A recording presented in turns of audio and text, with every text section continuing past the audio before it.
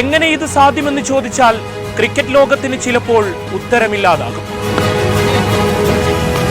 അന്നൊരു IPL വേദിയിലാണ് പുസ്തകങ്ങളിൽ കൂടണയാതെ ഒരു 14കാരനെ നമ്മൾ കണ്ടു തുടങ്ങിയത്. വർഷമൊന്ന് പിന്നിടും മുൻപ് കൗമാരം പിന്നിടാത്തൊരു മനുഷ്യൻ തീർത്ത ചരിത്രത്തിനു മുന്നിൽ പതിറ്റാണ്ടുകളുടെ ക്രിക്കറ്റ് കാലം പകച്ചു നിന്നു. എന്തായിരിക്കണം വിദ്യ നുകരേണ്ട കാലത്ത് ഇതുപോലൊന്നിന് ആ ബിഹാറുകാരന് പ്രചോദനമായത്?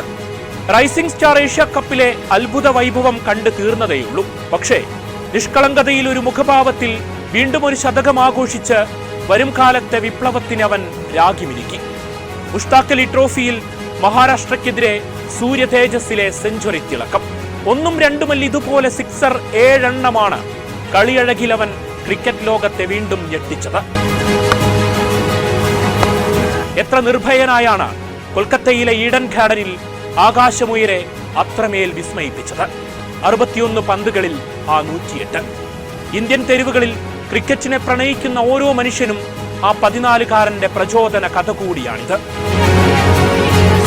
മുഷ്താഖ് അലി ട്രോഫിയിൽ സെഞ്ചുറി തികയ്ക്കുന്ന പ്രായം കുറഞ്ഞ താരമെന്ന അപൂർവ റെക്കോർഡും ഒന്നുറപ്പാണ്. കെട്ടിപ്പൊക്കിയ ചരിത്ര റെക്കോർഡുകളുടെ കോട്ടകൾ അവന് മുന്നിൽ നിഷ്പ്രഭമാകും. സുരക്ഷിതമെന്ന കൊട്ടിഘോഷിക്കുന്നവ ചിലപ്പോൾ തകർന്നടിഞ്ഞേക്കും.